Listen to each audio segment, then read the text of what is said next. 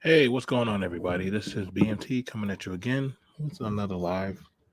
Uh, hmm, yeah, I think that's going to be fun. All right, I'm going to go ahead and do this one. I like this. I'm going to sneak this one on in. Um, it was something I just wanted to do, just uh,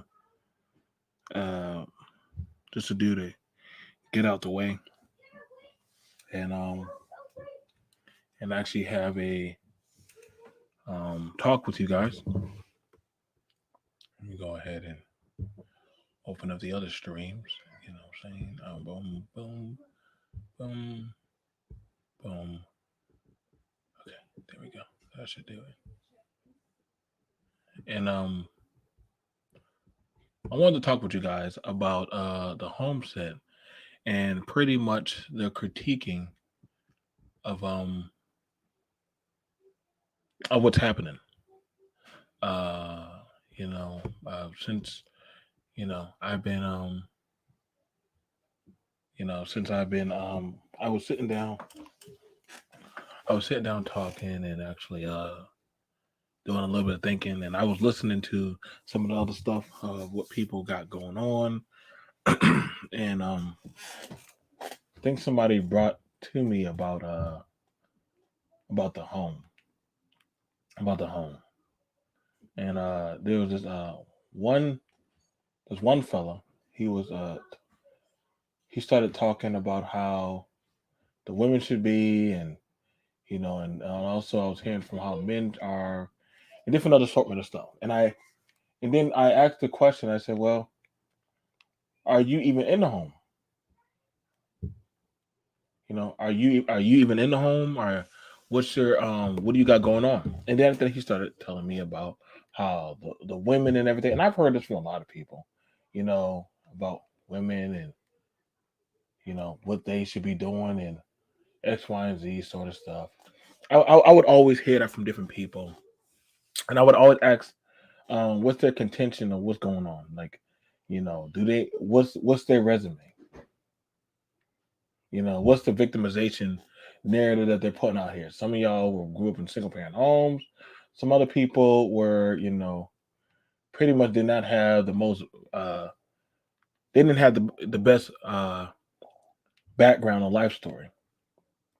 And as I would ask these questions or ask these people, especially after hearing the talking points of what people were saying, um, I would begin to notice. Um, I would begin to notice. I understood now why a lot of people cannot understand me, or literally will say, you know what, we need a voice. And I'm like, well, why don't you feel like you have a voice? I had this man.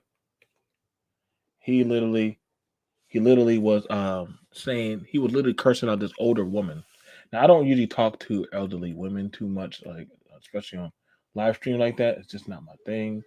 I just felt like it was a two-sided thing, but it definitely was an uneasiness. Having the grandmother, it was a grandma on there, and she was getting cursed out and wasted the way she was, and in hearing that, in hearing her getting cursed out and talked down the way she was, um, I was hearing from this space, that hey, gotta check these type of women, and I was like, well, damn, um, like what happens when you go far left, you know?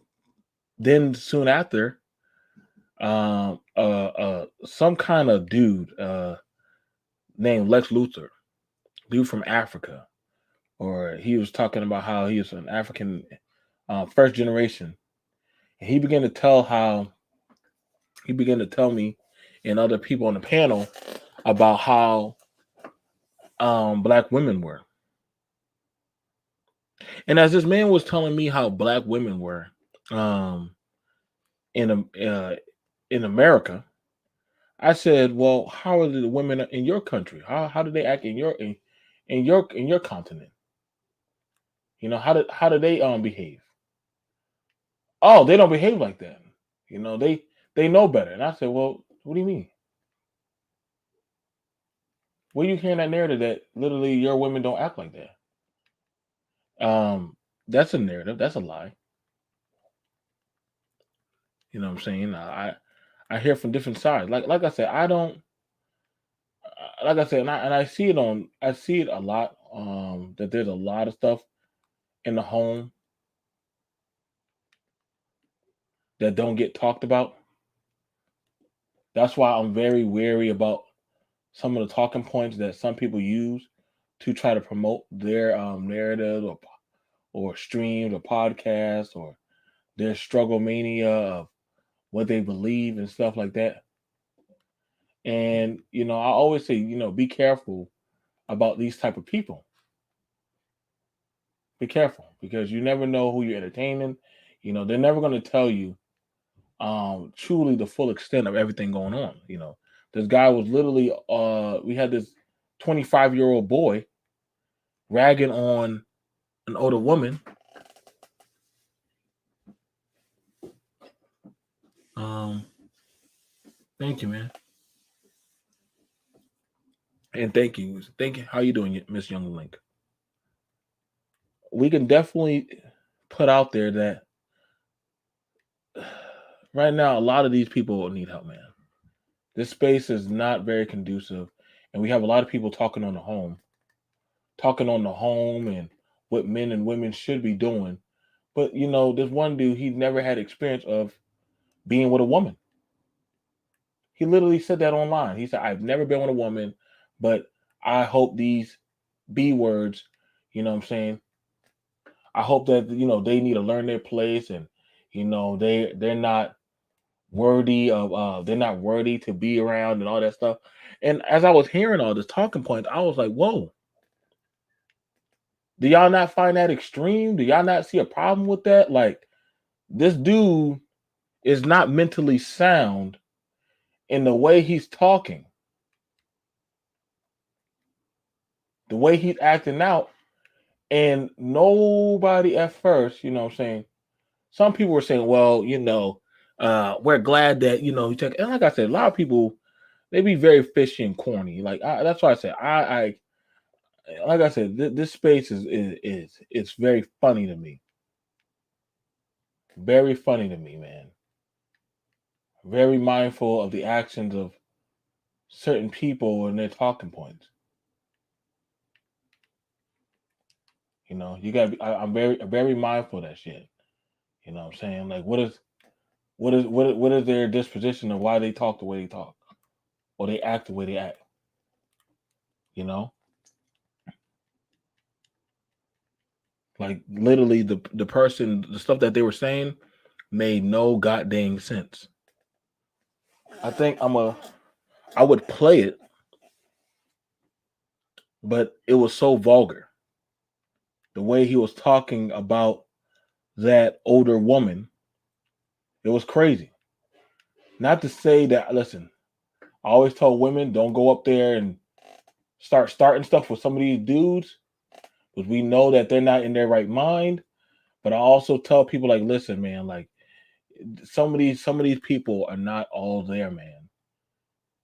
A lot of these men and women are not all there. And I know that y'all want to look up and idolize heroes and stuff, or some of y'all are looking for that fatherly figure, a mother or a father, but it's not here in this space.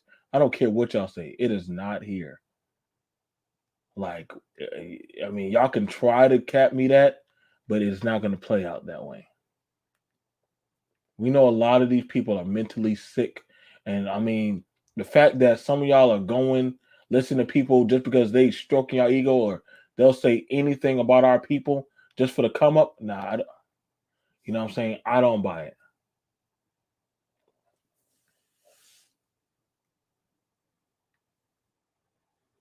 It just blows my mind that, all you got to do is say something detrimental about African American people in this space, and people will love you. People will, favor you.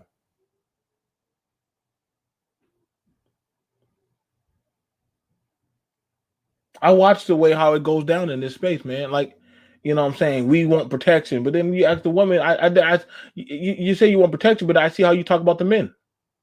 That's on God. I ain't gonna protect no woman that talking down on black men. I'm not doing it. And I know I can bust back. I know I can fire back. Smart, educated, got my money, got my sense. Same thing with the men. No, I would never encourage any woman to be around any type of man that literally spews the hate and venom and vitriol that a lot of these men do. I would never do that. But you know what I also see?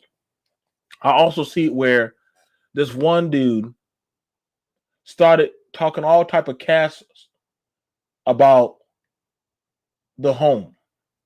Started talking about the black home and how we should that how messed up. Excuse me, how messed up it is. That's what this dude was doing. He was talking all kind of trash about how jacked up the black home was. But when I asked him about the struggle of the African home, he was like, "Nah, it don't go down like that." See, he had a loyalty. He had a loyalty towards his country, saying that, you know what, our country's not that bad. You know, we're not that bad. You know, we don't do nothing wrong. We're good people. And I'm like, that's a bold-faced lie because I done covered stories about y'all selling y'all children, what y'all do to y'all men and women, but then you want to talk about my people? You want to spew that little hateful narrative and stuff? And see, sometimes you got to check these people at the gate, man. I don't always agree. I don't always like the stuff, but I'm never going to allow another man or woman to talk about the home and the experience of the black household.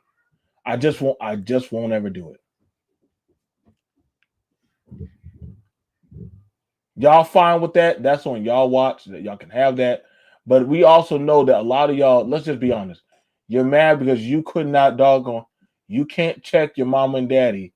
So you say what you say how you feel on our people here.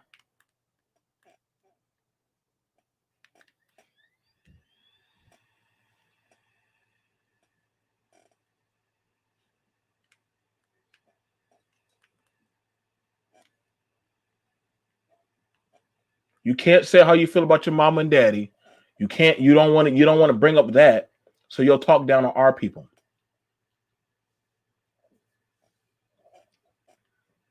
And I think that's pretty corny and pretty disgusting. I'm not about to allow outsiders to talk about my experience with my children. I'm not about to allow them to talk down my experience of what I got at home. Yeah, I get it. It was hard. I get it was disgusting. I get that it wasn't the best. But I refuse to allow anybody to spew hatred, vitriol. And I mean, no offense. Hey, listen, y'all can go to whatever content creators or people and all that other stuff. But let's be honest, man.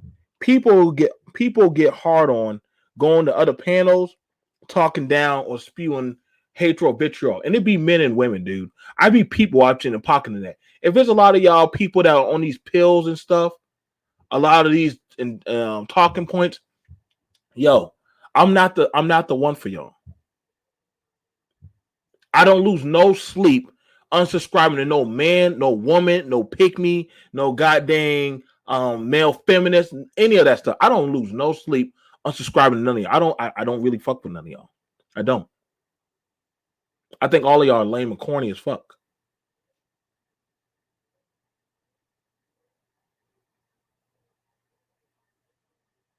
Whenever y'all start talking certain type of indoctrinational social media stuff, I'm like, oh, there's another one. Let me go ahead and unsubscribe to you. I lose no sleep. Actually, I do better. I don't have a problem talking to other groups, dealing with other communities. Because one thing I know about them, they're never going to allow you to talk about them. But see, what we got going on here is people are fine with outsiders critiquing and talking down on their home. Can I go to any other country and start talking about their people or their struggles or the stuff that they went through and think I'm gonna get away with it? No, you couldn't do that. You couldn't do that.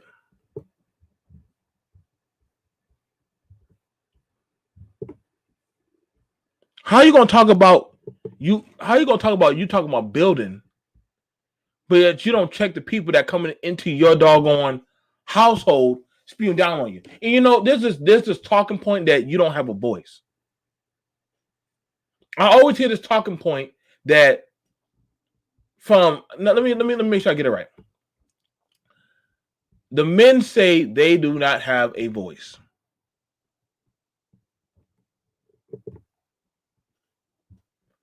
And the question I would ask is, what kind of voice are you talking about?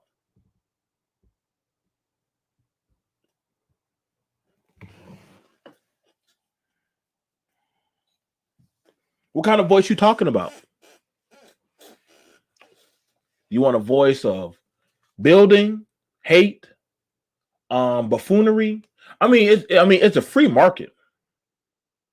That I will say it is a free market. So you do have that right. But I also understand that I'm not going to allow people to push out certain narratives about the home or about the climate of the condition of the family, but not tell the goddamn truth. I mean, I got to be real. I got to use the RBR. I got to use shout out to RBR for this one. I got to use that the colloquialism. He says, tell the truth.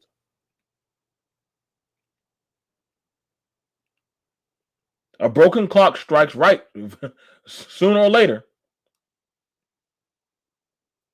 But what we're not going to do is spew out propaganda that literally the narratives about, well, the black man don't want to be in the home. That's a lie. Why y'all saying the black man don't want to be in the home? Who you talking about? You talking about your man? Talking about your dad? Your granddaddy? What man you dealing with that don't want to be in the home? And if that's the type of man you entertaining, I don't know what to tell you because you setting yourself up for that.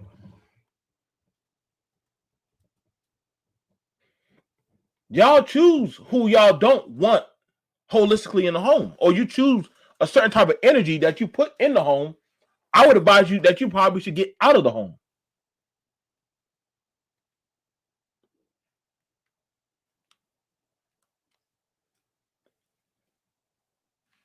I'm not about to fight to keep somebody in the home that don't want to be there. That's something I just won't do. I'm not going to fight to try to cooperate or talk with a woman that literally all she do is talk about men. I just won't do that.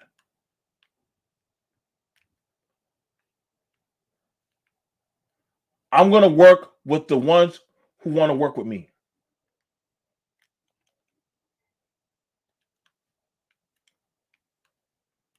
That's what I'm going to do. If you want to work with me, I'll work with you. I'm not banging on anybody got to be submissive. I'm not banging on anybody got to be like the lesser than. I'm not telling anybody that, that we this and that or oppressive. I'm not, listen, man. We got enough trauma and issues going all around, bro. Like, ain't nobody got time for that, man. Nobody got time for that. But what we do have time to do is actually listen. I get it. If you didn't have the ideal family life, hey, that's on you. I get it. I had the same type of, listen, man, my life wasn't the best, man.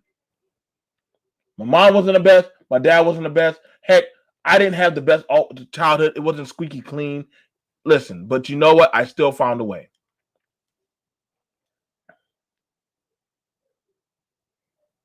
I hear the talking point about two-parent home, but I don't see that energy.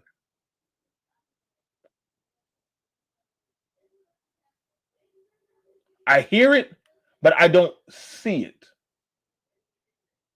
And I get it, everybody in here to talk about marriage or get married or be in certain type of relationships. I get that. Everybody's not built for that. I'm gonna just be honest. Everybody's not built for a relationship. They will like one, but let's be honest. A lot of people are not built for one.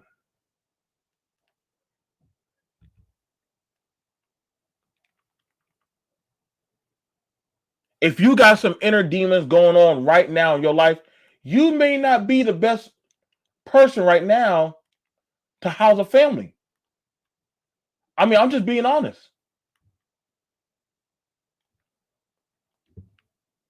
You're just not right there. It's a lot of responsibility.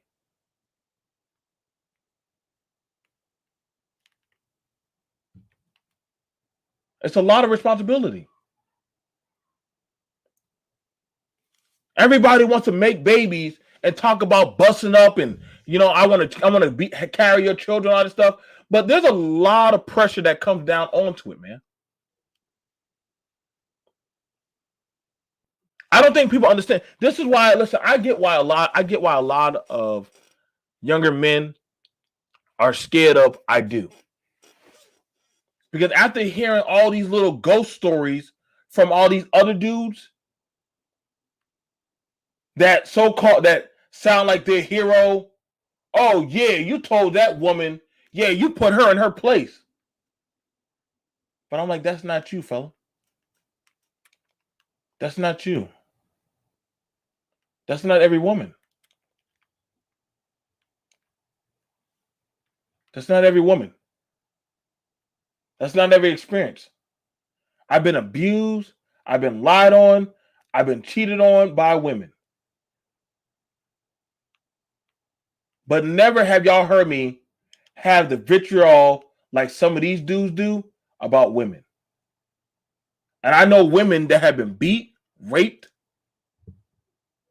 threatened, and still love men. So we know that it's something more. It's something more.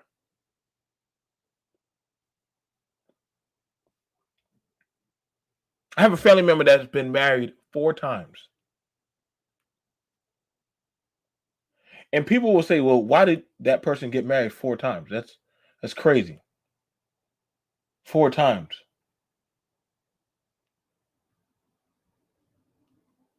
They're like, that person, that's not a good example, BMT. I said, what do you mean? They kept trying.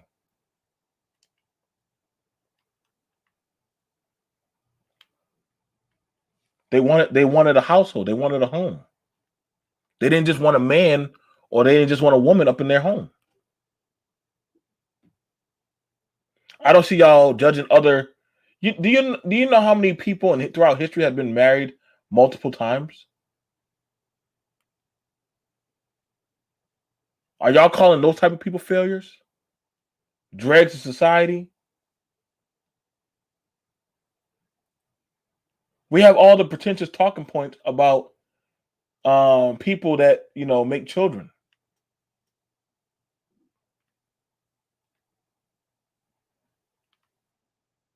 I'm always curious on the talking point on where it comes from. You got to ask yourself, where's it coming from? And is it helping you out? Because honestly, I'm gonna be for real, man. Like I had this one dude who said, like, your mom was disrespectful. You should have let her get knocked out. And I was like, wait, why would any man allow his mother to be knocked out in front of him? Well, the way she was talking, I'm like, that's a woman. That's a woman. A woman's gonna talk. Are you not a man?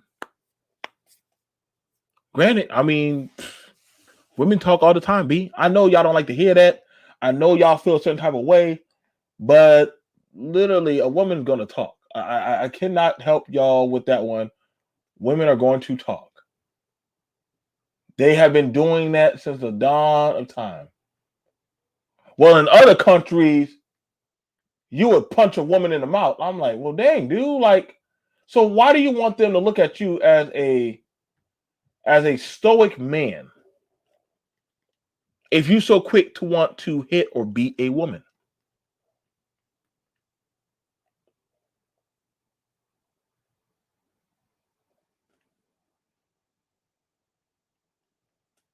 You see, the talking points or the goal point of the tit for tat are so real because people like to have the tit for tat of why they do what they do or cause the harm and the damage that they do. You're not a man if you don't protect women. Which women? I got to be real with y'all. Like, that's uh, the protection talk. That's a case by case. You don't like it. I don't know what to tell you. But protection is a case by case, man. I done been to places where, I mean, no offense, but I done seen these places, man. It's not the prettiest place. Abuse is real, all worldwide. But I don't mean we got to follow up with it. I know y'all looking for me to rant, looking for me to ramble, but you're not gonna get that. I'm sorry. I'm just not for that. Y'all thought I was gonna open up panels. No, I'm not feeling that. I'm just not. I'm just not.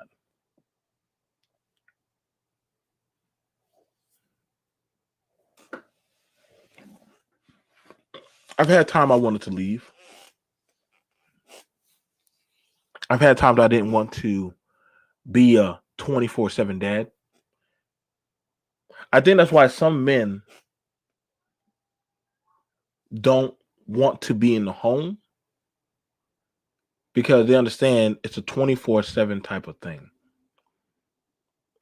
And one man is doing it. Why should I do it? Some women feel like, yo, like this man dropped these kids off on me and took away my life. And then you'll hear the talking point. Well, she should have been on birth control. If she was on birth control, she wouldn't have got pregnant. I always like that one. That's always a good talking point. If person on birth control, then the woman will always say, well, why did I lay down with you? I mean, I lay down with a person who ain't worth a damn. And you got me pregnant. So now her contention of hate and vitriol is now going to start to blossom. Somebody was saying that men and women are choosing these ain't shit dudes. I hear that a lot. Women are choosing ain't shit dudes. And I would be like, well, what are you? Whenever I hear somebody always talk about that, they're choosing these type of men. And then I'm going to be like, well, what are you then? What makes you such a notable person? Well, I have a job. What that mean? Shit. Well, I don't do this and that. I always hear like the talking points be so weary and dreary. I be like, my God, dude, like go circle jerk yourself off, man.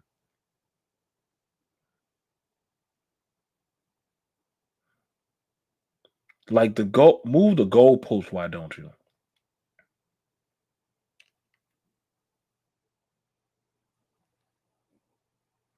Like it's real. It's real on how a lot of these people have this pretentious, um, talk.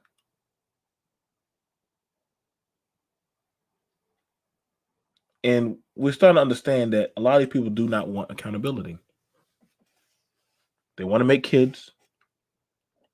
They want to try to find some way to shame other people,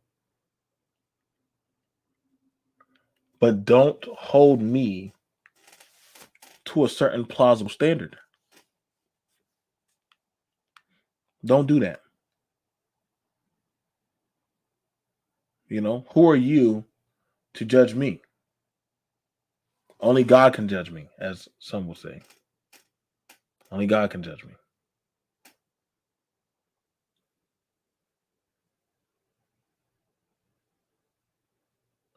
No, I can't. I would love to, I would like to talk. I would like to sit down and talk with all the. I would like to sit down and talk with fathers and mothers right now. I want to sit down and talk with fathers and mothers right now. I don't really want to talk to nobody else. If you're not a dad, if you're not a mom, if you're not in a relationship right now, I don't feel like talking to you. I want to talk to people who are in the home right now. I'm sorry. I'm going to be prejudiced. I'm going to be biased. I only want people who are right now, real time, in the now. That's who I want to talk to. I'm in the now. I'm doing it right now in 2021. I'm raising a family. If you're not dealing with raising or protecting any type of thing, I'm sorry. I'm not. I don't feel like. I don't feel like entertaining right now.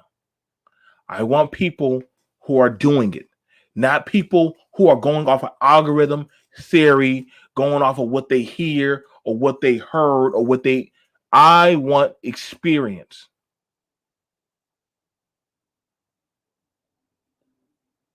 I watch everybody get on panels and have so much to say about what I should be doing, what certain men or how the home is going. But then when you ask the question, so what do you got going on?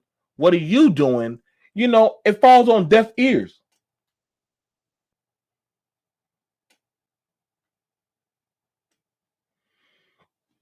So I mean, it's hard to honestly grasp the narrative of where some of these talking points are coming from. And I'm gonna just keep it a buck. They're coming from those who ran out or literally failed in their own battle. And I get it, certain things do happen. And y'all hear, oh, here we go, BMT, shaming them, shaming, shaming, shaming. Am I shaming? Am I really shaming? Or am I actually just keeping it straightforward? Hey, what's going on, Lady Count? Every notice some of the biggest players or biggest things going on right now is for the fight on who should do what should be going on. That those talking points of what or how the home should be, that's what I see happening right now.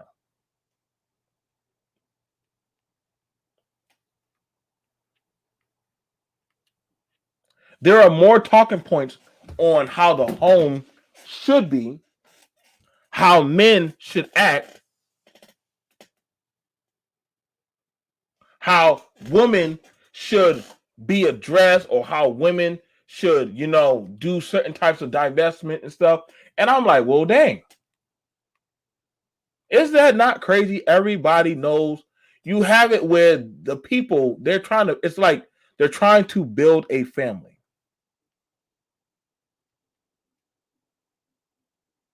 That's what's going on. Certain groups are trying to build a family.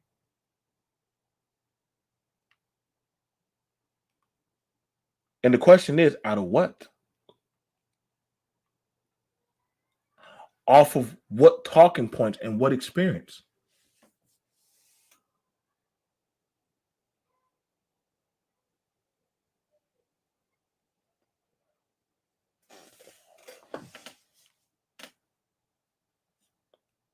They don't talk about mental health. They're not talking about the sexual abuse.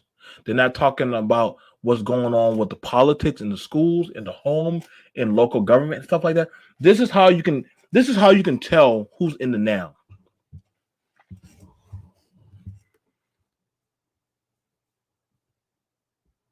And you got to be very wary of these type of people. I am. That's what, like I said. That's why I pulled way back. See, I start to listen to what a lot of people say, I do. I listen to what a lot of people say. And I always say, you know what? That's one that literally wants to disrupt the balance of what people are trying to do. They said, what are you talking about, BMT? I said, the devil never left the church. The devil was always in the church. No, no, no. That doesn't make any sense. No, the devil never left the church. He was always in the church. I'm dead serious.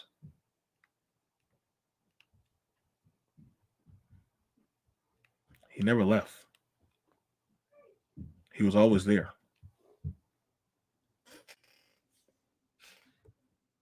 And so the enemy always wanted a family. He always wanted the imagery to make those of us believe that I'm the best thing for the home. Hey, Kelly, I'm the best thing for the home. I'm the best thing for your children. I'm the thing that can save your marriage. They'll say all kind of sweet honey nectar words to get you and your people from what y'all are trying to do. Lord knows, right now we're fighting hard, tooth and nail, to protect the livelihood of the home. That's what a lot of us are doing. We're fighting to protect the livelihood of the home.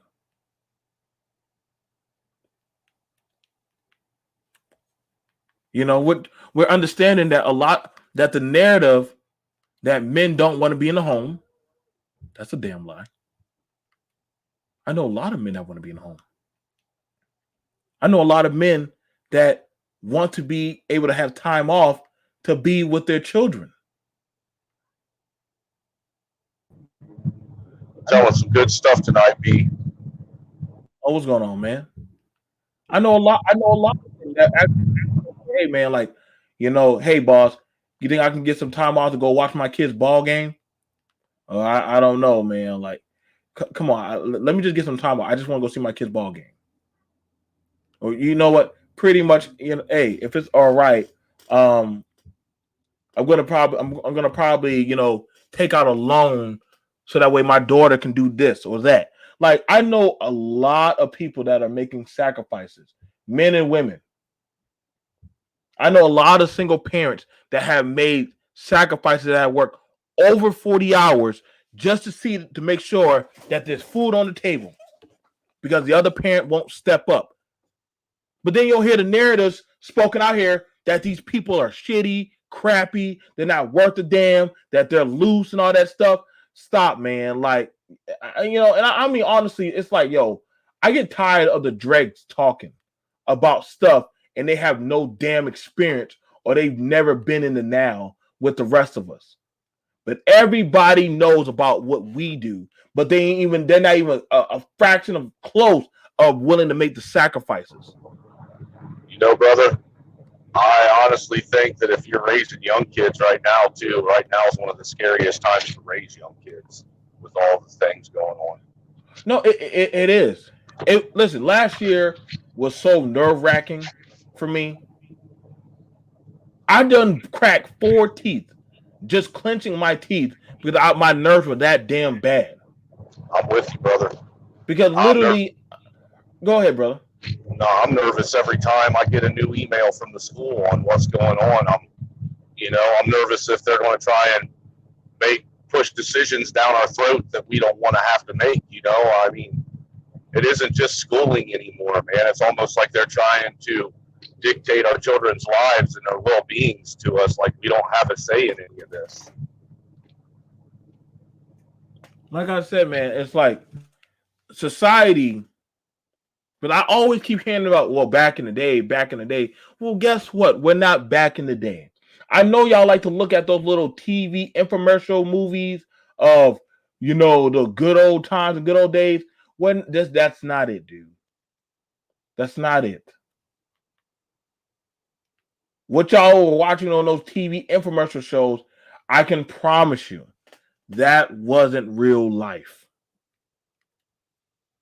A lot of us right now are learning as we go and figuring out every day. Like the household dynamic changes every day.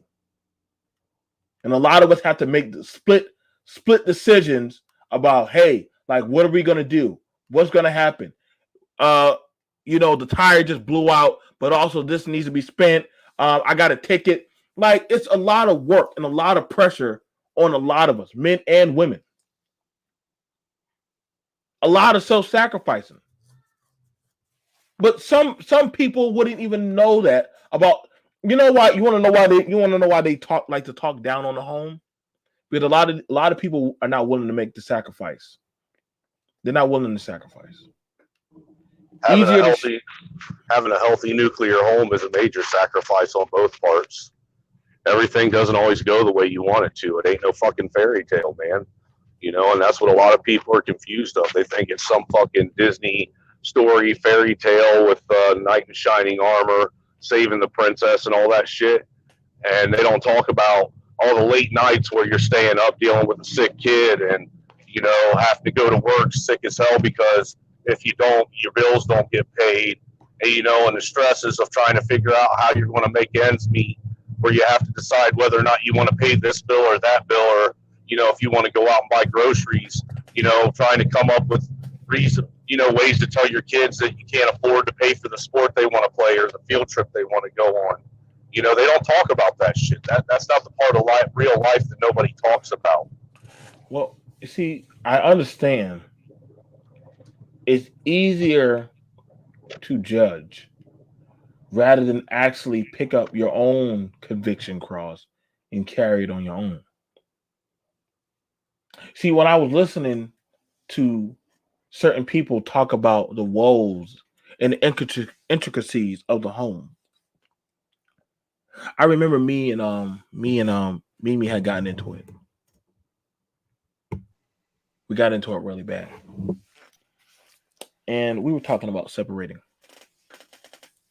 And as I thought about that, I said, can I trust another man in society with the way it is right now to be an honorable man and step up and care for her and my children?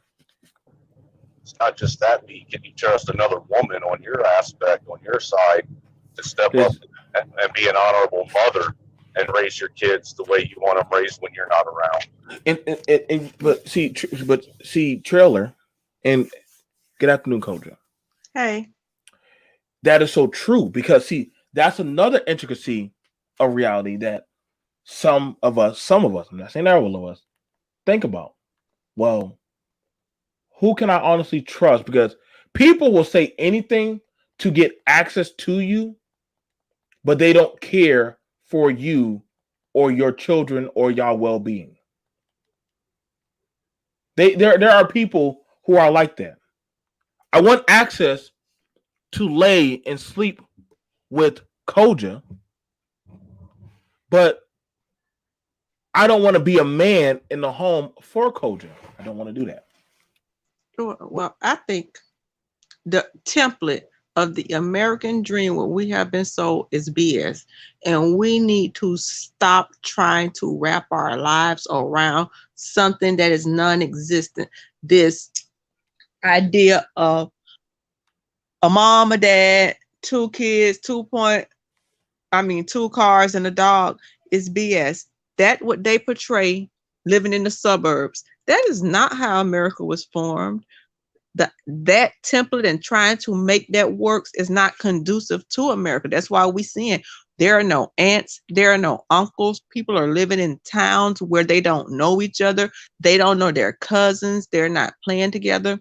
And sometimes we got division. Sometimes it's a stepmama in the house. Sometimes somebody had a relationship prior to. We keep trying to cut ourselves down to fit some imaginary template that does not exist. We got to stop looking at Hollywood and trying to do it. I say, sometimes you have to make the family you want, and it's not gonna, my family is not gonna be like BMTs or trailer hoods or Emma Peel. Right. We have to get what works for us and make it work instead of somebody telling us some BS that never existed in the first place. To I would agree with piggyback you. off what she just said, Hmm. I agree with that. And, another one of the major problems that I see in most families today is rather than trying to fix problems in house with the people that are affected, they go and seek advice from people who push and tout this cookie cutter idea of what a family's supposed to be like Koja just said. You know, you're trying to seek outside advice from someone who has absolutely no idea what your family's like, rather than trying to address the problem with the person you have the problem with. Right. Right. I so understand and agree with that. That's why I get a level of frustration because I hear people talk about or try to coach the aspects or the environment of the home, but have no prior dealings or real time experience. But they talk about the level of, hazard pay in the home. And you can't but help but get frustrated because, like, you'll ask these people, like, so what is your critique or what is your credentials? Well, I don't need any. Wait, but you're speaking on me. Everybody in the world likes to speak on us, but they have no type of valid talking point or standing ground. Well, Or their statistic. or their Oh no, credentials lie on a college degree and family development or whatever, and they don't have they're single people that don't have a girlfriend, kids, or anything like that, no real world experience. And Or even if they do, let's say we both have two children, but I may have an ADHD kid or autistic kid. So what work in your home is not necessarily going to be flex. So you can't, we all have these different little diverse things and subtleties that may not actually function like, and I'm not never saying we can't take advice from people, but sometimes the people advising don't know the infrastructure in the home and the little dynamics that's going on. And people aren't always, I'm not going to sit and tell everybody my business. If my child got we got some mental health things going on, I might not share that. But sometimes people are so easily to jump and judge other people by their standards that don't even fit people's situations. we're drawn I here believe, by yeah, we're drawn here by Emerald. What's going on, Emerald? yeah, I believe that. Can you hear me? Yeah, yeah. I believe that if everybody just was focused on homeschooling, um, like way back in the '80s, okay, I was thinking about people just if they focus on the family instead of worrying about extra money and all this other stuff. Um, Everything will be fine because I think that started back in the '50s and '60s when homeschooling, and everybody got lost after the '60s, okay, and then it went downhill after the '70s, okay, and then the welfare came up, okay, and it destroyed pretty much everybody's family, okay. And when I see homeschooling as the solution for all of this, there also was a missing element too, okay.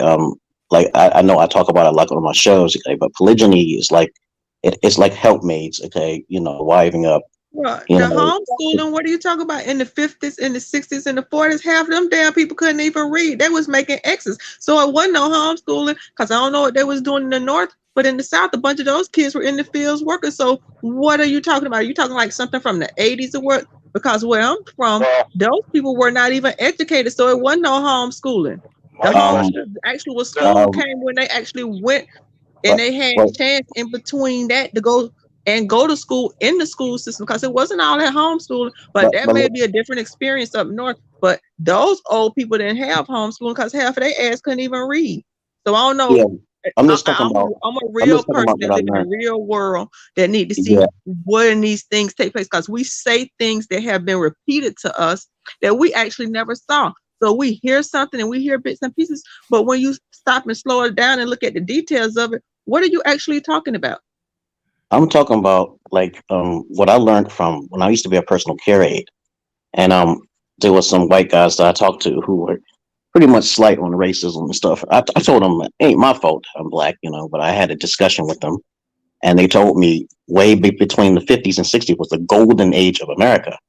And so what happens is that there were groups that was trying to push forward this homeschooling tactic so they can have more income because women was talking about equality during those days, and that was a great solution. And there was a bunch of individuals who was trying to start this polygyny thing going on in combination to it, but it was snuffed out. It wasn't really talked about too much. I'm talking about between the 1950s and 60s. I'm talking about this the golden era here, but it wasn't really getting recognized in the Who's news. golden era? How do you This how do is you these racist guys. Who's golden Whoa, era? whoa, whoa, whoa, Wait, whoa, whoa, wait a whoa, minute, whoa. wait a minute, wait a minute now. Here, let me finish speaking now. Between you can look it up yourself. Between the 1950s and 60s, was called the golden era of America. Well, the white man was basically the white woman was in the house and all that other stuff before the feminist movement occurred. Okay, and he told me, and they told me a few guys that I was taking care of. Okay, told me they were basically trying to do this. They were trying to do that. There was groups and stuff. There was all sorts of groups, but in one particular group, there was a polygyny and also the homeschooling thing.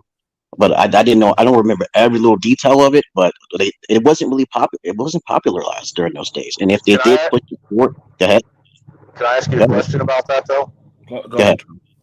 How do you with the homeschooling, how do you fight against the social awkwardness of children that are homeschooled? Because like with my son, I wanted to homeschool him, but then when I Mhm. put him in kindergarten and public school, I actually saw him blossom socially and come out of his shell and become a kid that would interact with other children, where before that he didn't want nothing to do with it. Right.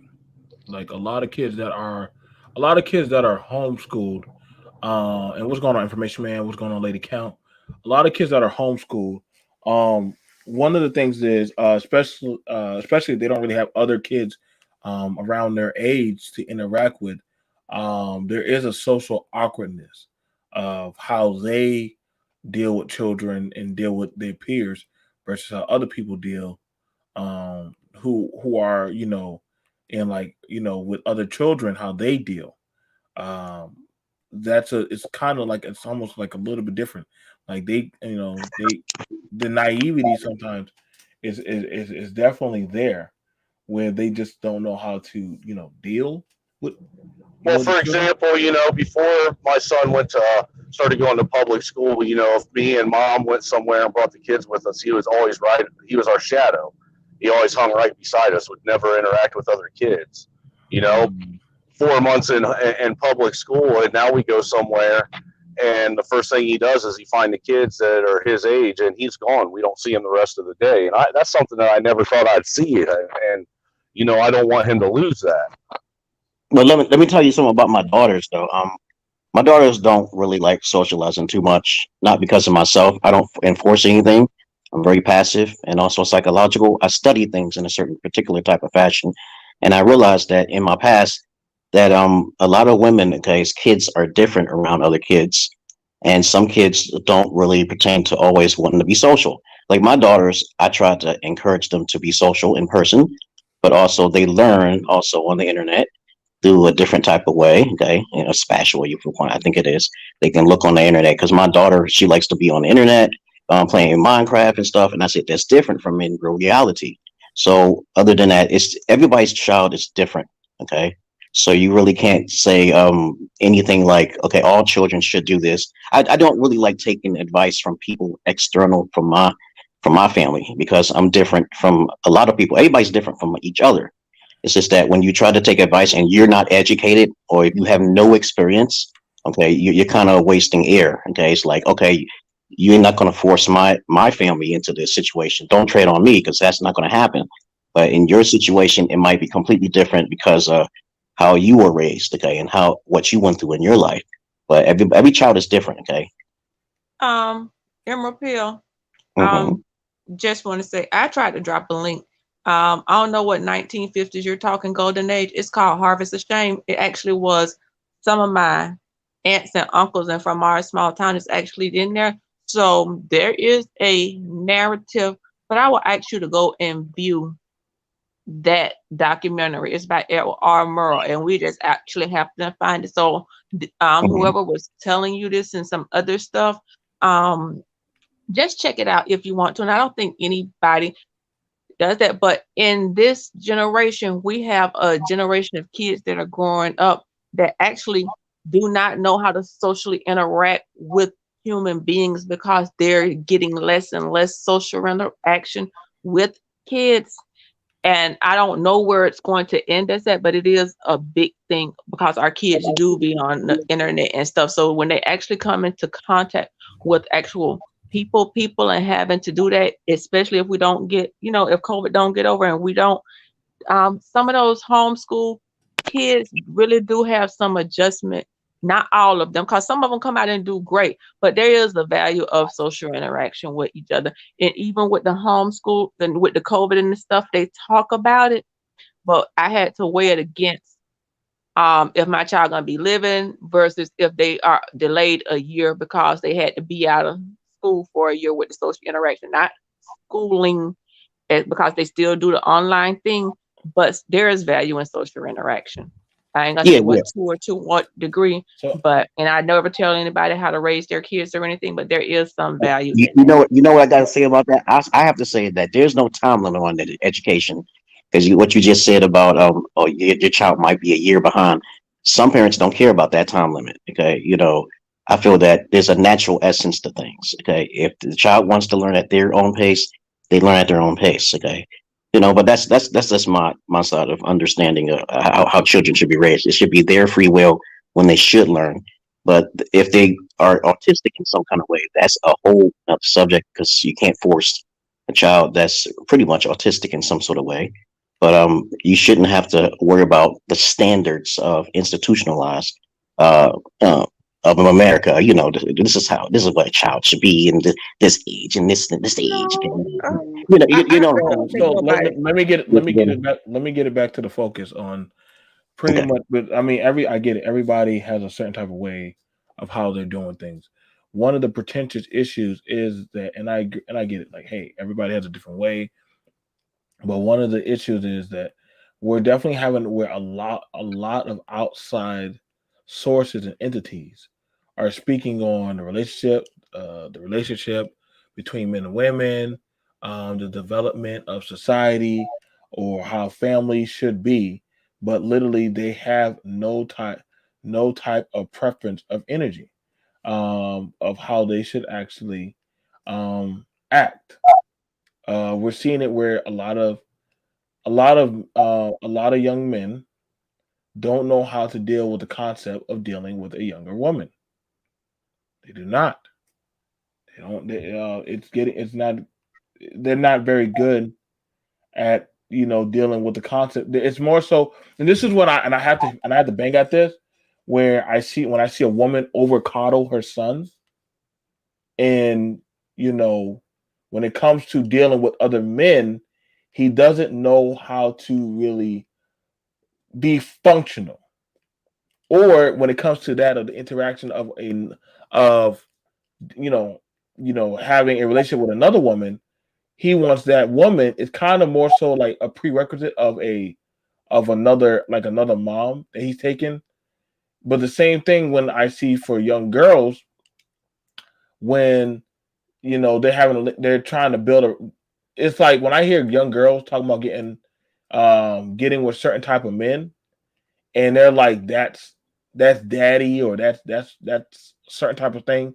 It's kind of like a father daughter relationship down to a sexual period, and we're seeing this happen now, where certain entities of people are doing that.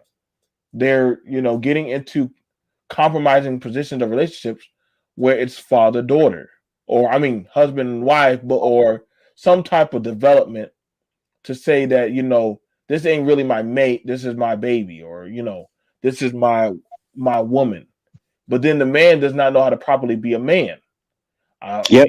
So these things are happening holistically right now. They're happening right now, where men instead of looking for a wife, they're getting, a mom. Like the woman's finding out, I feel like I'm raising a child, you know, and the men are feeling like they want a younger girl that's more impressionable rather than having to deal with a woman that they can actually build with. So You I know what I feel gotta say about that? What I gotta say about that is that socializing, social media causes a lot of destruction for most families in America. Okay, overall. From my perspective, from my experiences, okay, just this is my experiences only. It seems like when every time I see a female single mother, okay, watching TV, they influence that on their daughters, okay. And I tell that your daughters are the future. You should know this, okay. It's very important to watch what they watch. You got to watch what they do, track what they do. There's no freedom for your daughter if she's basically having all her privacy in her room and you don't know what's going on, okay. There is no privacy in the house, especially when you are trying to raise a daughter. Okay, daughters have a more influence in society than little boys. Okay, I always wanted boys because they were much more easier from my experiences. But girls, they tend to be a bit more tricky. Okay, I have daughters, and of course, I've learned this through experience and time that if you allow your daughters to do what they want to do freely, okay, without no discipline, you're causing a catastrophe waiting to That's happen. with any child. If you allow your sons to do what you want to do, you're going to do that same thing. That is a thing about having no boundaries and allowing any child, regardless of gender, to do what they want to do. So that is not specific to just girls. That is something across the board. But Well, I'm just saying it from my experiences. there I is just a know that world from a out lot of there. daughters, There's a compared world to out boys. there The for boys are social easier. media The boys are that compared from my experiences with being many women in the they past. both, As a boys and therapist, hold girls on, one tend at to a get in time, one different at a boys, types of time, one at a trouble. time. boys, I was already talking, okay, and she's interrupted Yeah, me. yeah. Let her finish talking. Boys tend to be easier to talk to than the girls. The daughters, okay, are harder to talk to when I was in their houses, babysitting, giving the therapy, yada yada yada, and my secret past, okay. It was harder to talk to the daughters, okay. There was no kind of way to communicate this because the mother was already set in her ways. When I talk to boys, they're always distracted and focused on me because maybe they missed the father. But the daughters were not as interactive. Okay, you want to say the word interactive psychologically. So I would give certain things to do. Because on a whole, women tend to talk more. So female Well, that's girls what I did. tend to That's what I did. That's communicate what I did. But more they than weren't really boys. interested in the logical side That's of things. I They were don't more have interested. to pick that up. If we slow things down, we Okay. know that women tend to express more verbally, orally than boys. So if you're in a home or you're interacting with young girls and young boys, yes, girls are more verbal. So that's what maybe why They're more the boys social. get As a matter of fact, girls are more social. Girls are more social. The boys are more um focused internally, okay. when the I girls I are more I focused can't go and pull up externally. the documentation, Now, but I'm now, sure now, everybody now Well, here has I'm just telling you my read and experiences. I'm just telling you my experiences. Fuck no, the what, documentation. Excuse my language. I don't care. I'm telling you from my experiences as being a babysitter and being a therapist to many women in my past. I tried my best to be but, a therapist to many women in can my I past, but and can I Kim, say boys but and Emerald, you're girls not a without I'm therapist. just saying they're direction. different, and I see a big problem when it comes to socializing, and that's Okay, all I What want to I'm okay, going to Emerald, say is Emerald. boys and girls without direction will get in trouble. I always said they get in different types of trouble. Girls tend to get in a more sexual trouble, and boys tend to get in a more criminal type trouble. But they both get in trouble. Now, if you view one of those as less or better or worse than the other, then that is. But children without direction, regardless of gender, more than likely will get in trouble. They just will be different types of trouble. Sometimes girls get pregnant, tend to be more sexual, boys tend to be more criminal, but neither one is good. So we're not going to say that if boys have less direction, they're not going to get in trouble because that's not true. Well, I didn't say that boys won't get in trouble, That's kind of what you but did imply. You said the boys have no, less I've trouble. said Yes, that it kind of girls was. are more likely to be in a social world, which can cause a chain of reaction. If I think a girl can get pregnant, right? So boys Right? don't be in Okay. social world with gangs. So boys don't seek out Yeah, other yeah, alternative families. Those if are they had, social worlds. but they usually would listen to the male more. Okay, Boys so will tend to seek out Okay, gangs okay, for that okay. social boys don't Okay, interaction. do that. Boys don't do that. Okay, They it's the don't. girls that do that. Oh, boy, okay. no, listen, So we ain't got no host of boy, boys gangs. We ain't got no Latin kings, no none of that for all that We stuff. They do. We none. do. That's Well, not that's because social they did. interaction. That's because they didn't have a father or someone My to pay point them to. All right, was now, It no was not. hold direction. on. So My point let's. was no direction. Boys All right, tend to get in a different listen. type of trouble than what girls get into, but they both get in Okay, trouble without okay. direction. Okay, so And you here's said You boys win. You tend to win. get Okay. into less. okay. You got it. You got So it. one of the things about it is, listen, y'all, and I mean, like I said, children are children. They get into things. They do. Like as long as I know it, if they not properly guided, I don't even like the narrative that if a child don't have a father, then he's most likely he's going to be a criminal. Like that's a really bad narrative. But I know some boys don't have a father, never been in trouble. If anything, they're more coddled and shut in. I know some girls who don't have who literally, hey, I get it. My dad wasn't the best. I don't want a man like him. Or literally the mom, you know what I'm saying? It's like it's like these narratives that I keep hearing. Everybody so far is a professional, which they're not. I only know so many actual professionals that are actually on social media that are here that I actually can talk to versus the actual people are inferring what they think that they are. You know, there's a difference. You know what I'm saying? I mean, people raising their children, that's on y'all. We can't tell people how to raise their children, but that's how they raise their children. You know what I'm saying? I think that's why sometimes now we're definitely seeing where the contention of certain talking points are when they come out, you have to look at them. I don't like the talking points that boys are easier to raise than girls. Like, then what are you saying? Because I agree. I don't like that at all. Because literally, you're saying like children are not easy to raise. Period. They're called children. Like what the hell? What the hell is so much different between a boy and a girl? Like boys are way. If a bunch of if the boy is quiet, you might want to go check to see what that boy is doing. Because he's getting into stuff. The girls have a Exactly. girls have a tenacity for curiosity. They will watch. They will watch and say, what are you doing? I want to know. Same thing for boy. Same thing for children. Children want to know. Like I said, like the vastness of parenting skills. That's why I said as parents, as a parent, I like to listen. When I listen to certain stuff, I definitely, I definitely uh peer in to what people are talking about. I definitely peer into what people are talking about. And no, you're right. That is your experience, but I'm like that's not the overall. That's not the that's not the truth. When people say that, and I hear that I've spoken a lot. That literally boys are easy to raise, or I don't want a girl because if a girl get pregnant, I'm like, well, damn. Well, guess what? If your son get a girl pregnant, guess what? His butt's liable to go to get put on child support. So how did it get any better?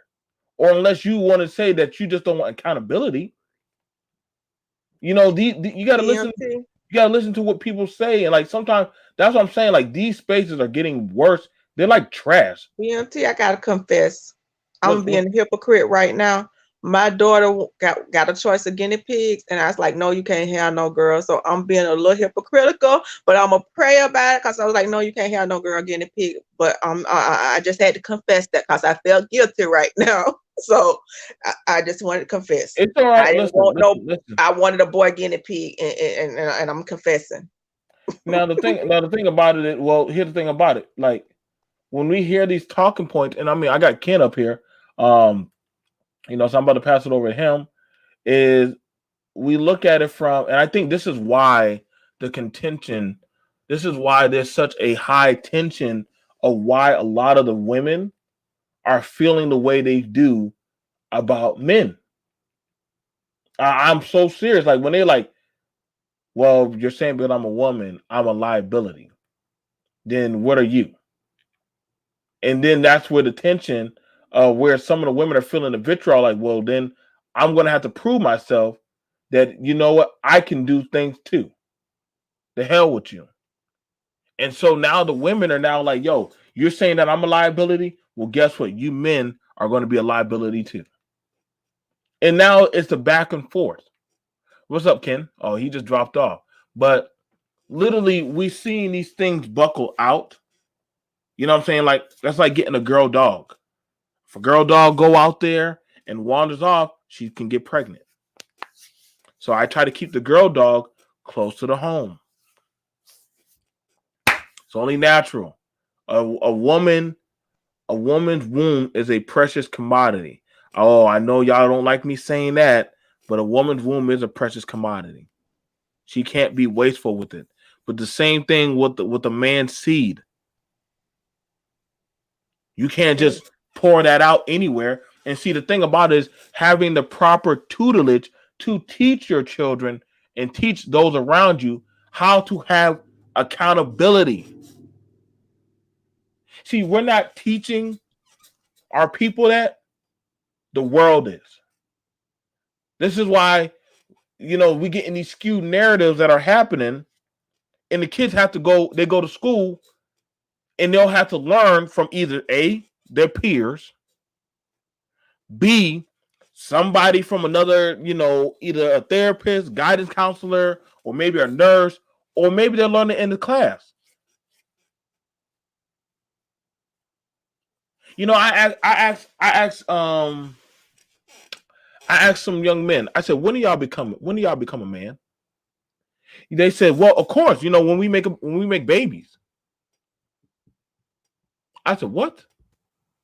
They told me that these mind you, culture, these are 12-year-old boys, 12 to 15-year-old boys. We was in a core room talking. And the boys had a consensus that I'm a man when I have a baby. And I could be very wrong in my parenting, because I tell my sons, none of y'all grown till y'all get at my house and own y'all own. I don't have a separate narrative for my sons or my daughters. And that's what I was feeling, the pushback when saying one is easier to raise than girls. As a woman, to be honest, that was offensive. Like you say, all children require attention. And I tell my boys, you don't want to be out there. You think being a baby mama is bad. People viewing you as being a baby daddy is bad too. You don't want to be out there. And when you finally meet somebody that you want to start a life with, you got 2 and 3 children. Ain't nobody gonna want you the same way it used to be viewed. Being a baby mama was bad.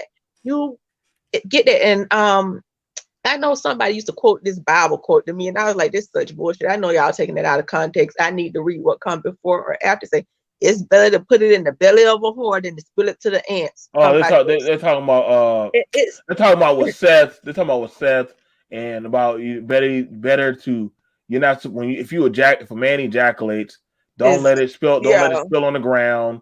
It's better to go into the womb of a woman. And I'm like, wait, hold on. That's crazy. I'm like, but see, back then, and this is something I'm gonna be honest. You gotta understand. Listen, the Bible. Listen, y'all gotta pick and choose when y'all want to. I swear, some of y'all be picking and choosing certain scriptures out of convenience that be killing me. Well, the Bible said a woman needs to be submissive. All right, and then good. Make sure you go build a camp and all that stuff and X, Y, and Z. If we talk about banging Bible narratives, you dang sure better meet that criteria, because I'm sorry, man. This is why I don't like the picking and choosing of the word. I don't. Anyway, because there's a bunch of them. I ain't trying to keep them.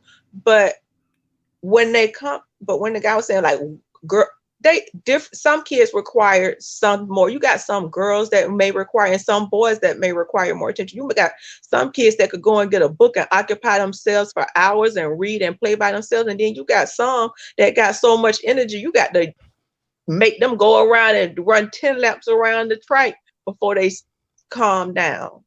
So doing this, each child is different. You got some girl, I'm sure Serena and Venus had super energy. And you got some boys probably that could go and sit in the corner. They probably ran circles around some boys. You doing this broad stroke and stereotyping and gender rolling on some stuff is not conducive. All kids require attention.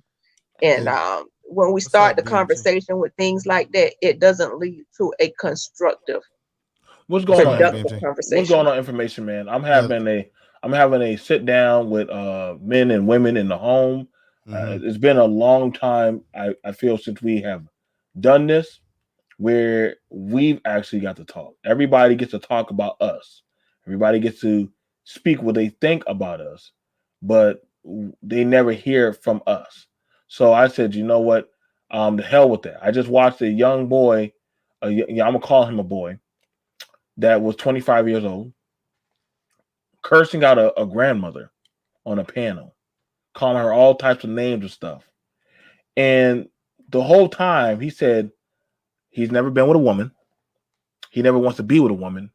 And he doesn't trust that to ever sit down or ever have fellowship with a woman. And his mindset was, if I get with a woman, they might destroy me, give me STDs, all kind of horrible stuff. And I'm like, man. Well, see, this is the problem, brother. We have to understand that there is inherent, we come into the world. When you are a baby and you come into the world, you're not corrupted by sexual things. You're not corrupted by racism or any of these things until you are socialized. Well, what everyone's been missing in this discussion is that in America and in the world, you are culturally conditioned. All of us are culturally conditioned to have stereotypes, to have prejudice of how we see other people. And that's different than racism, because racism is based in power, control, and he or she who has that power.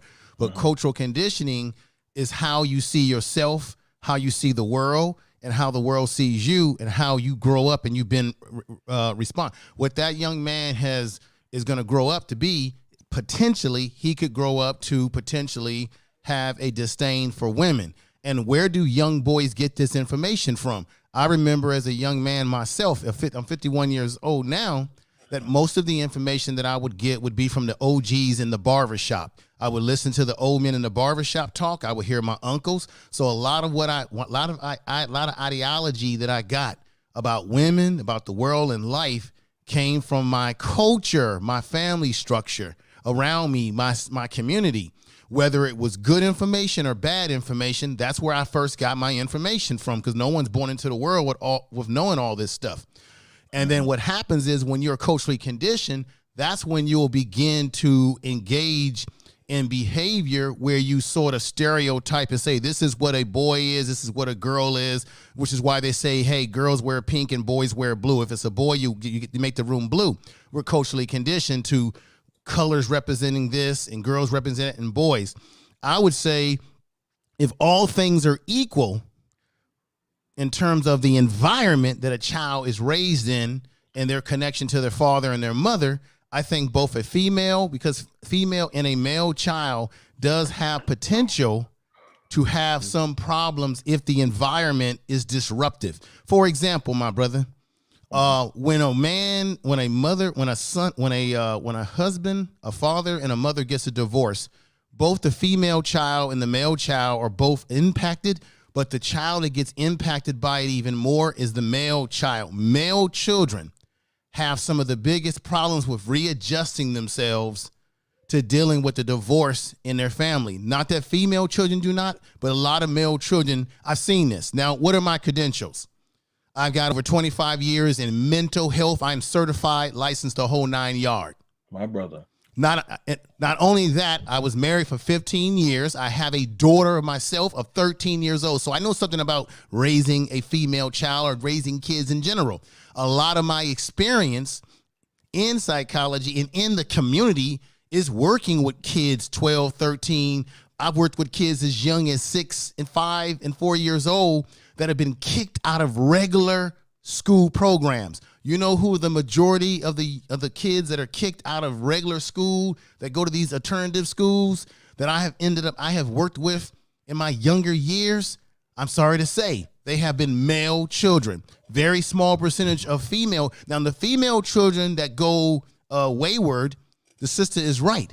These are females who have gotten involved in prostituting themselves, over-sexualizing themselves. They might have been even raped and molested by a male in the family. And as well, boys have been molested by females as well in the family. It goes both ways. See, I said it's about environment. Environment determines the behavior of a child, whether male or female, period. The environment sets the stage.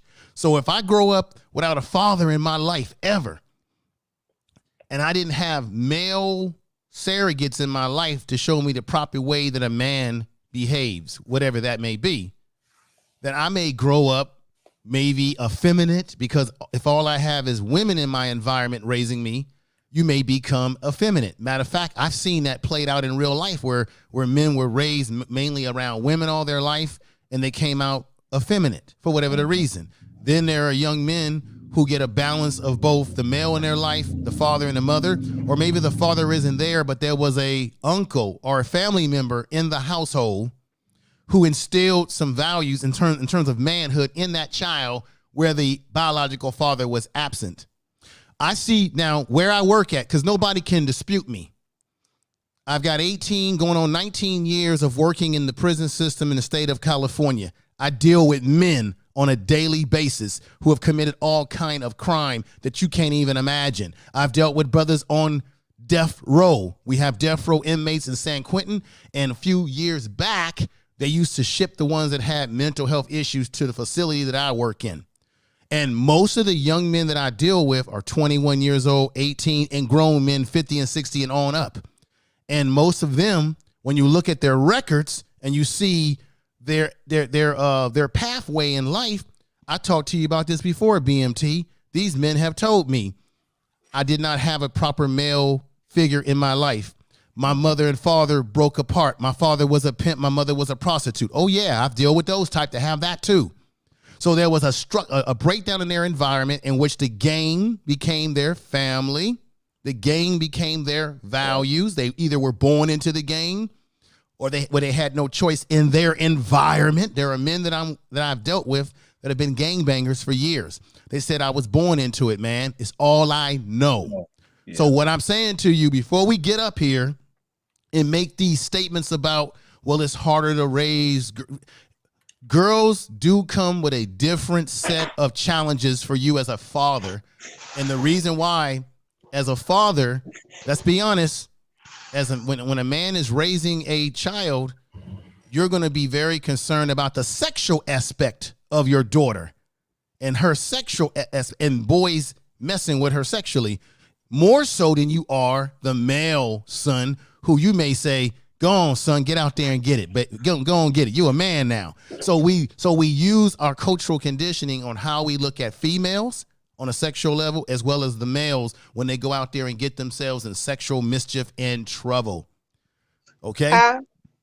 So I see it from the little kid stage into their grownhood stage, and talking to these guys that I deal with and it's all racist. This bullshit about, black people commit all the crime. I deal with white boys, Asians, all types that commit all kind of crime, and they all have the same story: a breakdown in their family structure, a breakdown in their environment. And so we got to be very careful when we start putting our kids and their sexes in these little boxes. And I want to commend you, because it was 3 states. I said I worked in the prison system, juvenile corrections, and female corrections.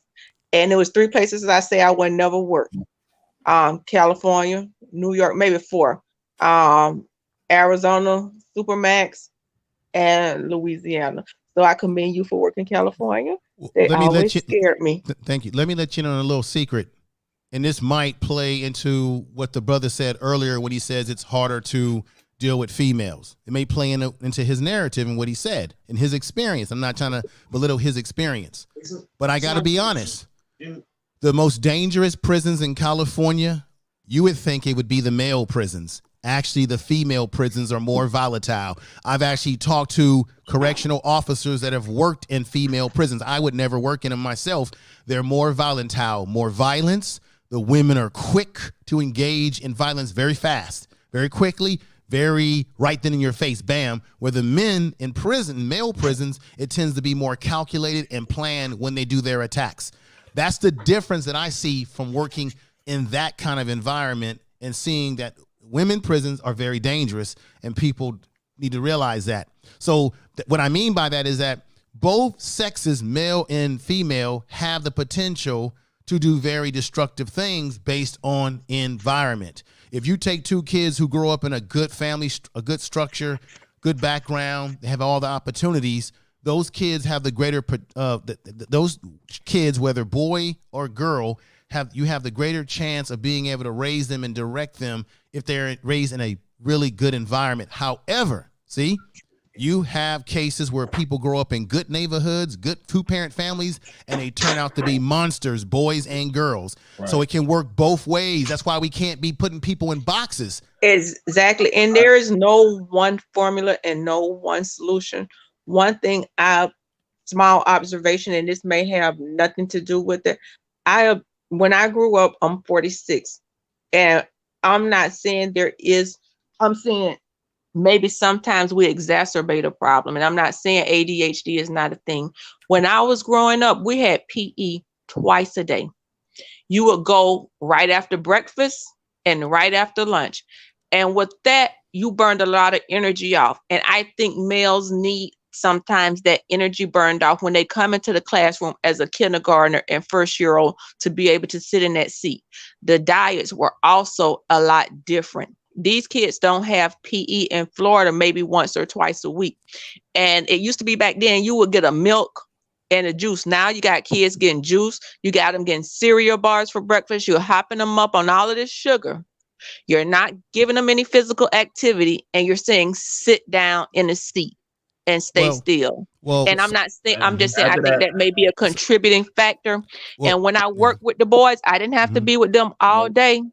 When their time was structured and they had time to go out and be physical, to run and do and keep them occupied. And it takes a lot of attention to keep them focused, and a lot more staff when they're doing that.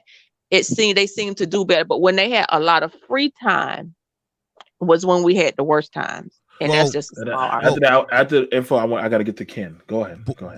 Boys need more activity, and we kind of remember this is the downfall of American society.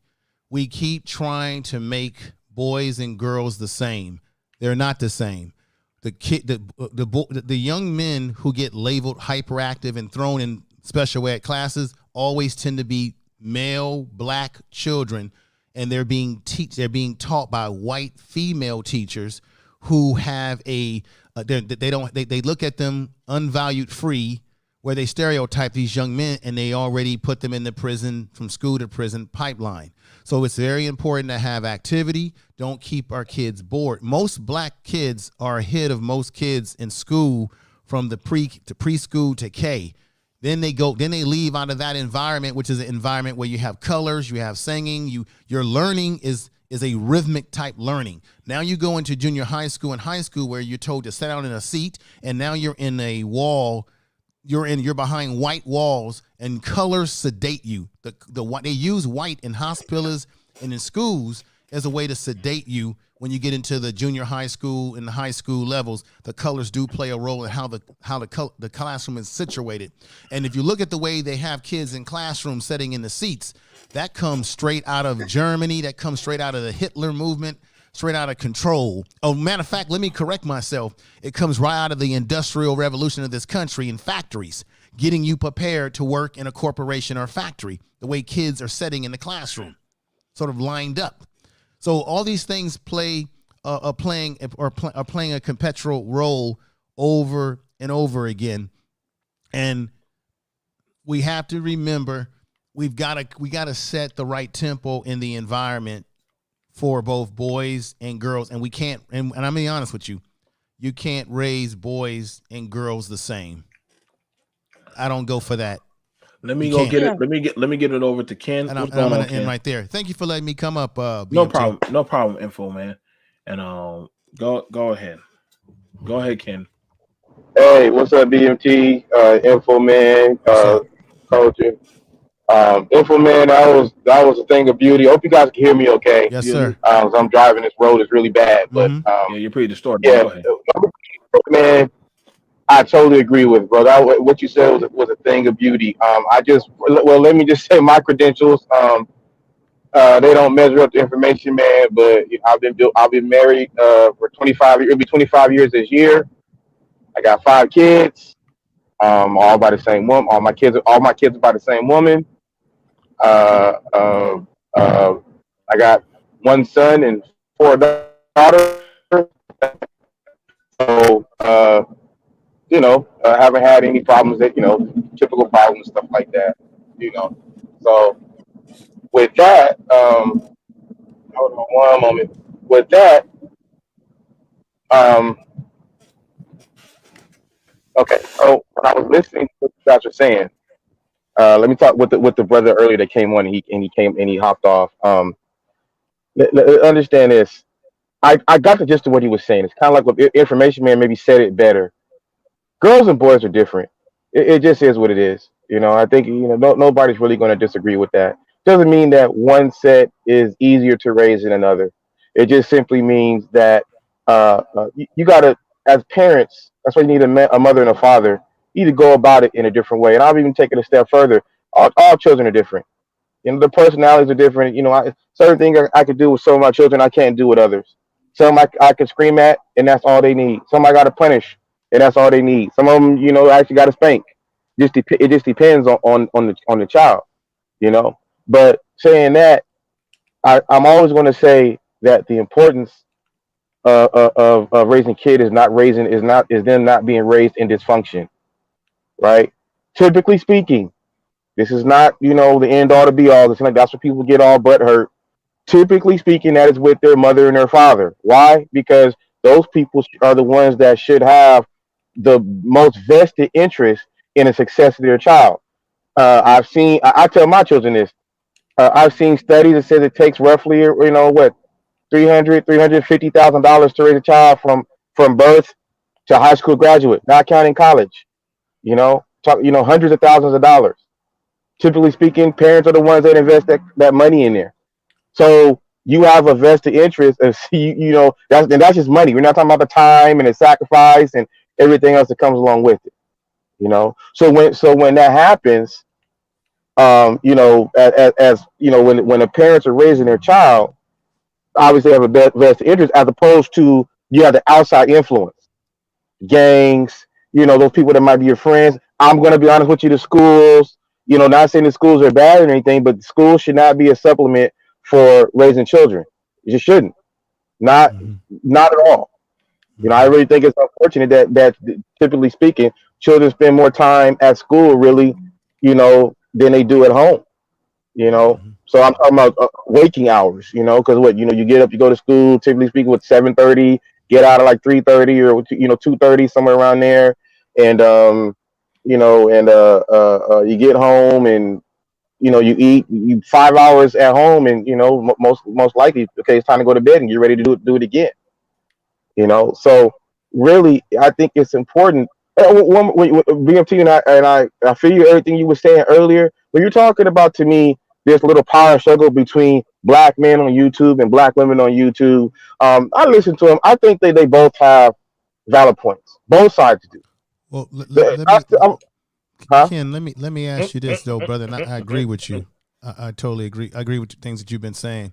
This is my problem when I talk about environment, my brother, Okay. is that we live in a world today. Like when I grew up in my neighborhood, it was norm across the board that when 6 o'clock when the street light came on, you best to be in the house. And if you weren't in the house and you was laggy dating out there in the streets, you were going to get whipped by the old men, your mama, your daddy. Everybody was going to chastise you in that community. We today I could go out late at night and you can see kids out without any adult supervision walking around like they're grown folks late at night. So you see there's a breakdown in the discipline of our communities. Two, my parents knew all my friends in the neighborhood. So I couldn't just go to somebody's house. If I went to someone's house, they knew the parents, they knew the father, they knew the parents. So we've gotten away from that type of value system where we hold our kids accountable to the point that there's a structure and a standard. Now some of our kids, not all, but some of us have allowed our kids to do any and everything that they do. And then we wonder why there's a breakdown in our youth. And then we're saying, hey, it's hard to raise girls versus boys. Well, if we have some standards across the board.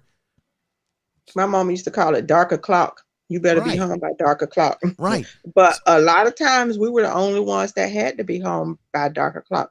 because a lot of the other kids did not have to. And we was looking like, Mom, why why are you this? Why are you that? Everybody else was out playing, but we had to.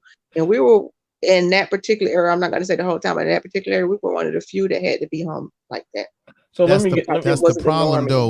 anymore. So When you hang out with kids who have been raised around that same standard, then you don't go home and ask your parents why I can't. It's when you are around kids or family members who raise their kids with no standards. Now your kids start getting poisoned by those values.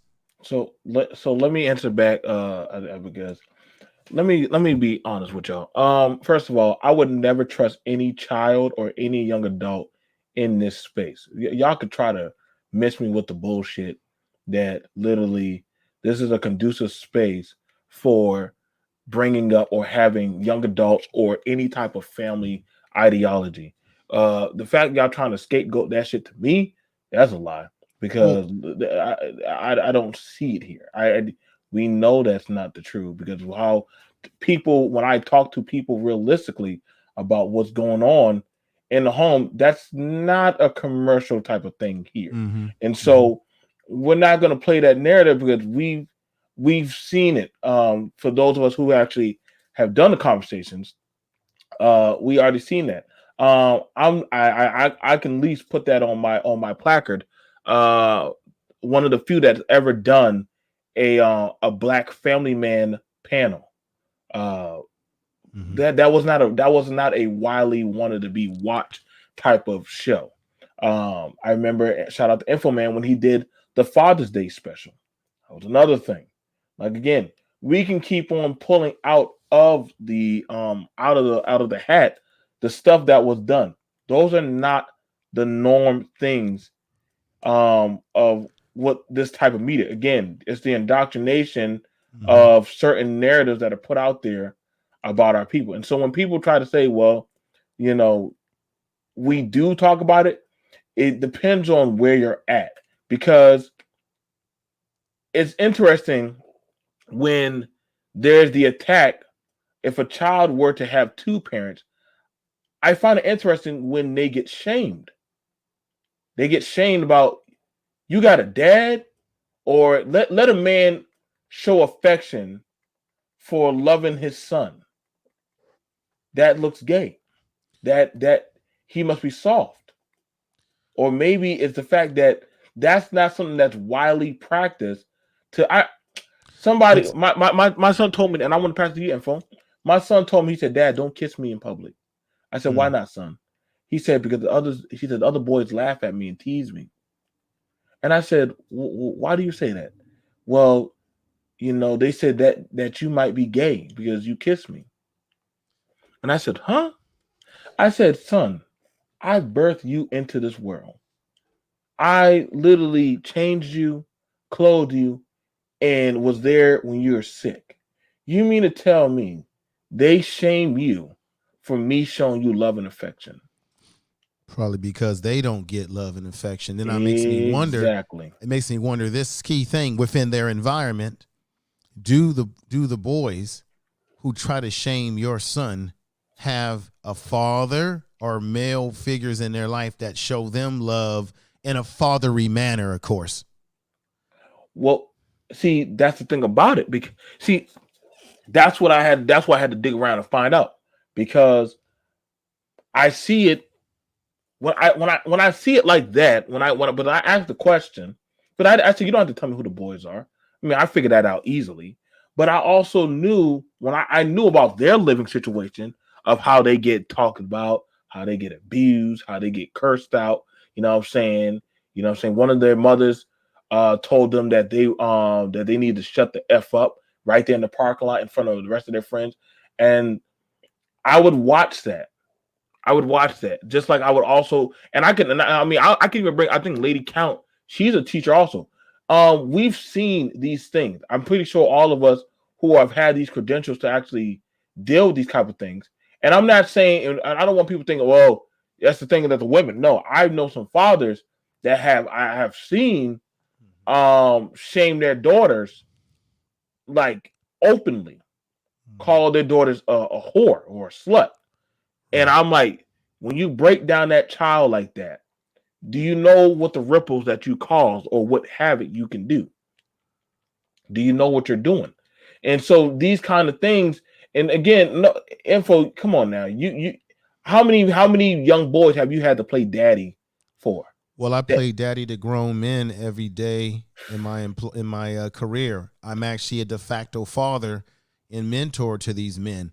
I mm, had a I had a I had a young brother who's doing heavy time.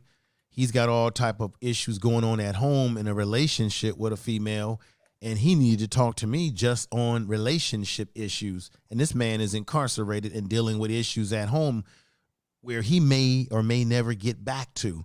So I deal with it on an everyday basis. But let me say this, BMT, and I have to say this before I get ready to get off, my brother. mhm, When I came onto YouTube in the first place several years ago, I heard the conversations that a lot of times that we relate to the manosphere, that we associate with the manosphere. uh-huh. And it was a culture shock for me personally. You know, when we used to go on the Rumble on O'Shea's platform, and me and you have gotten into it on that platform before we got to know each other.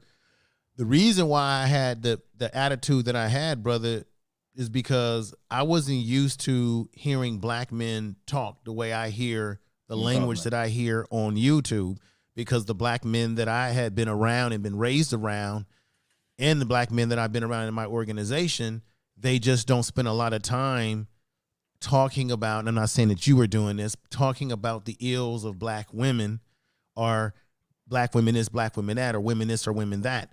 They simply will tell their story and say, I met this woman, she was no good for me, I ain't never gonna mess with da da da da, and then they moved on. But they didn't spend a lot of time beating the drum about women this and women that. They spent too much time talking about their business, what investments they had, where they were going. So so what I'm trying to say in a nutshell is some of the narratives that you hear spoken on YouTube proper does not reflect the attitude and the views of black men all across this country. There is a small fraction of black men who come to YouTube and they espouse whatever the views that they have about women, about black family, what have you. But they do not represent the majority of black men out there who don't spend their time harboring. If you don't like child support, then you do something about it, right? You get 50-50 custody, you get full custody, or you go to damn Washington, D.C., and you change the laws. If you're not prepared to do any of those things, because if you let the woman get the foot in the door with the child support because she gets full custody of the child, then you are going to be strangled around the neck by the family courts. But until we as men decide to do those things, men are going to use YouTube to keep venting these issues. And then we're going to have young men, like what was said today, who's going to be watching this stuff, and they're going to be getting their ideology from men on YouTube that are complaining about I women. heard And what's going to happen is that kid's going to grow up and think that that is it. What I'm saying to you is brothers do have the right to express themselves on YouTube. They have the right. I'm not saying they can't express themselves. What I'm saying is they do not represent a lot of black men out there who don't talk those narratives because they're too busy out there working, winning, and being family men. Because I've been on channels on here where people have criticized the idea of having family and being married.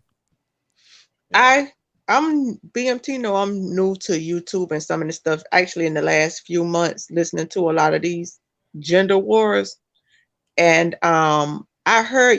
I think it was yesterday. The man actually said something like, "If it weren't for women, the world would be okay. They just need it for reproduction. If it weren't for women, we wouldn't have to spend our resources on them, and they were perfectly fine not having women." And it even said something about back in the day, they used to use squires or other males for sex. And I was it was odd to hear. And, I'm new to the streets, but I was like, is this the talking points they're giving young men? Yeah. I think historically, if you do look at it, I think the issue is how much do men need women versus women needing men, because men are hunter gatherers. We're the ones that go out there and slay the lion. They were saying they didn't even need women for sex. They just needed women for reproduction. That's what they were. I was like, wow. This is the thing. We're biological creatures. Even a bug, a rat on the ground, a bug, an ant, they have a mate. God didn't put us, if you're a spiritual person, God didn't put us on the earth to be by ourselves. So technically, biologically, it is not meant for us as humans to be, as a man or a woman, to be by themselves. However, if women were to disappear, and I see where he was going. If women were to disappear and I was a man on this earth, I could still survive in terms of all the mechanical things that I would have to do to survive, because you in prison, when women disappear, right, somebody gonna be that woman. Right. No, that's what he was saying. In prison, and they were saying that was on, sex with each other. It's because they were trying to, I think, push that narrative to impressionable young men to get them into a mindset of a different lifestyle. So I just look at it as, could I as a man still operate in life, such as building society?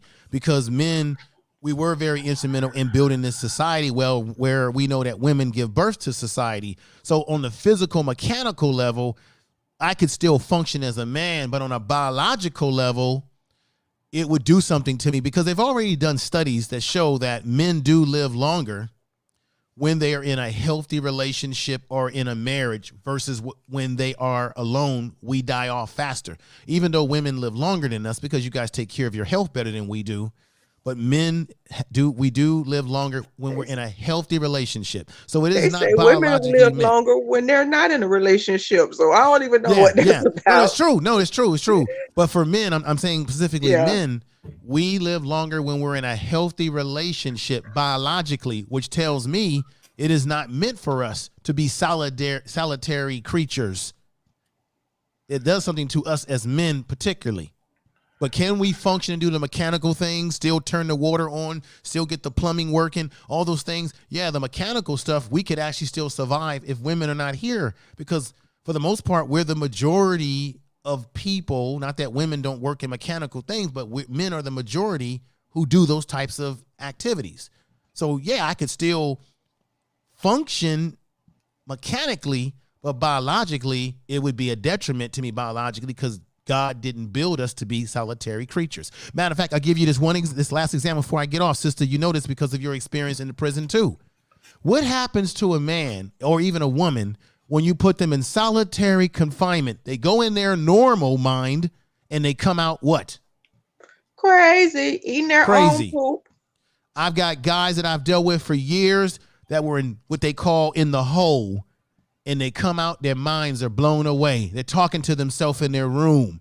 They're not showering. They're withdrawn because they've been in lockdown. And they don't. And then when you do put them in social population, they don't know how to socialize with people because they've been so used to being isolated that they're all messed up. That what I just said right here shoots through any of that theory that you heard on that show. It shoots right through it. You know why? Because that's a person's opinion.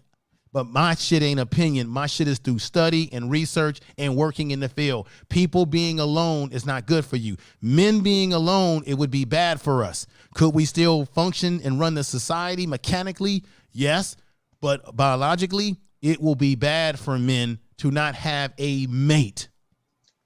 And I just think Iyanla Vanzant said it well. There's a difference between surviving and thriving. Yes, we can survive, but we don't want to merely just survive. We want to thrive. Right. And that is the beauty of being with somebody of the opposite sex, having social interaction and companionship, because it makes us thrive and get past more than just the day-to-day grind.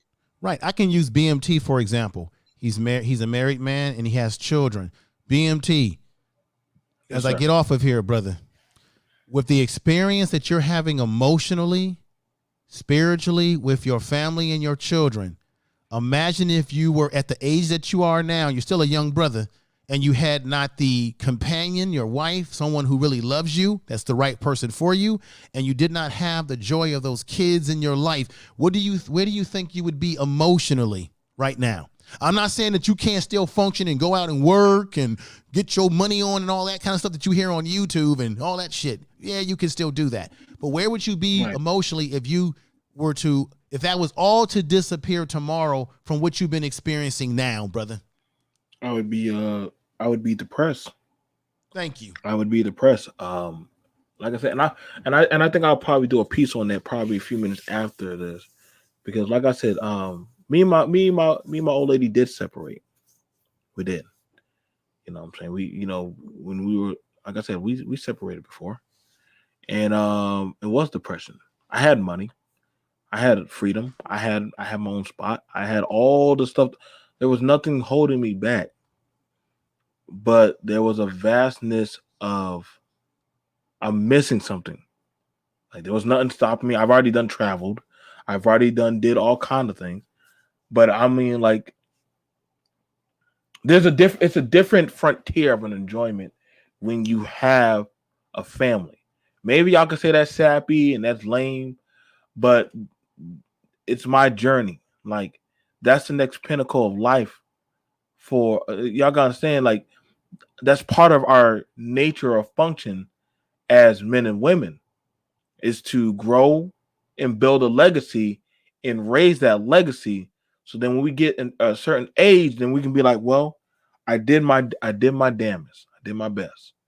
And so now I leave it up to you.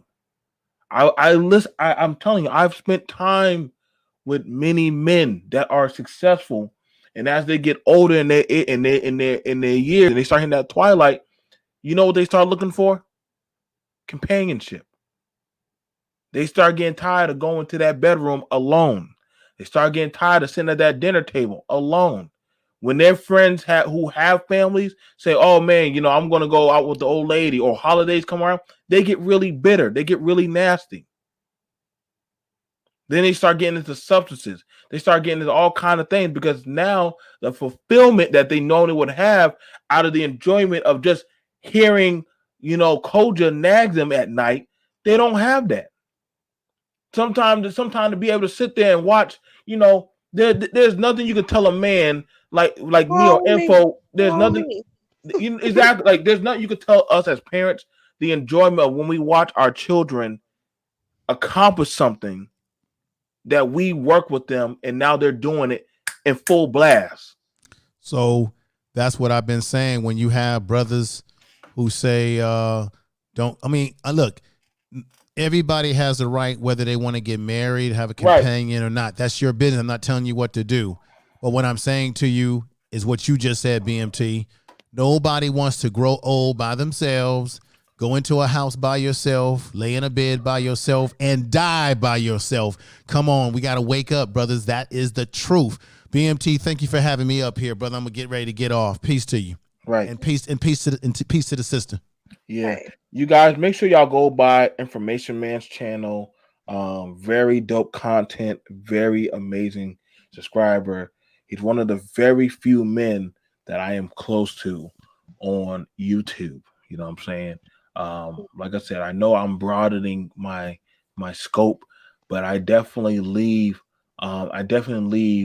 anchors to people that I am connected to, not just through the channel, but also mentally and spiritually, because these people are solid and about their work. You know what I'm saying? They're about their purpose. You know what I'm saying? I'll tell you, if Koja was not married, boy, I would have snagged her up. But she's off. She's trying to build herself a whole another little village. You know what I'm saying? And I'm very happy that she's trying. I think she's out there doing the damnest thing. You know what I'm saying? But Coach, BMT. what's going on, babe?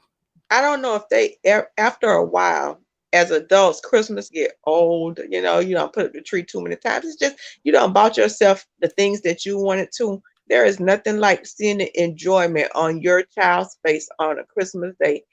When you talk about that car, but seeing them with their first remote control truck or that joy, if those people have gotten jaded, they probably need to think about settling down because it's like a new birth for you. Like Right, I said, as an adult, Christmas get old after a while. But right. being able to relive and have that joy through your children's eyes, for those who out there thinking that it's a compromise, maybe it's time for a rebirth, and maybe they should consider it. No, see, that's the thing about it. Like for me, birthdays and holidays are meaningless to me. I know how some of y'all get turned up on y'all day on those days. It really don't because like I'm in a point in my life like I can understand what Coach meant by that because Some people are in the Well, point of it's their life. the everyday things too, but I just thought that in specific. But even when you teach them to fish for the first time, or when you let them taste their first piece of chocolate, or their first experiences, it's like you get No, to experience you that know, all you, over again. you know, sometimes when I'm working and I'm doing a podcast or I'm working in the office, it blows my mind. Sometimes my son will open up the door and put a plate of food right by me. And I'm not talking about like no, like a peanut butter and jelly sandwich. Like he could do that. I'm talking about like rice, green beans, and some baked chicken. Now this boy is only 13 years old, but he's making a full whole course meal. Yeah. He's very good in the kitchen. And then when I go to the kitchen, him and his younger brother will have the kitchen cleaned up. And sometimes I will just sit there and lean up in the count on the counter and say, I did good. I did good because it's when you know it's like for us as parents, there's no satisfaction in the knowing you put the seeds of accountability and accomplishment in that young individual, and you know that they have that in them. So to be able, I know coaches' kids can cook. I know mines can cook. You know what I'm saying? I'm sure Lady, her children, and I'm sure Info's kids, I'm sure a lot of our children, we teach them, yo, let me teach you how to wash clothes. Let me teach you how to fold. My daughter, I swear, like I might have to go get her a job working at a cleaning business. She's one of the fastest folders I know. And Oh, she does that, she does that for giggles. Can she fold everybody's clothes before a TV show's over? the She fitted says sheets too. she can do sheets also. Oh Lord. Only thing she can't do is the full on comforters. She can't do Okay. them. They're too big. It's hard for a little 7-year old girl to do that. She'll have Oh, to lay it down and do it like a kite. I feel you. But other than that, she can do everything else. And she also is learning how to iron. So, like I said, these are things I'm teaching them. You know what I'm saying? And also for a lot of y'all to think, and I also got to bang back at, I know a lot of y'all saying that, well, you got to have 300 or $1 million to raise a child. That's not true. Me and Culture can tell you that right now. We know people who children are raised with less, and them children come out just fine. We know kids who are raised with millions and millions of dollars and be the worst things in society. Yeah. It's not always about money, y'all. That's a problem that maybe me and Culture might have to bang at sometime. Listen, I can tell you right now, thinking that you have money, you could throw it at a family or a relationship, and it's gonna heal overnight. It don't work.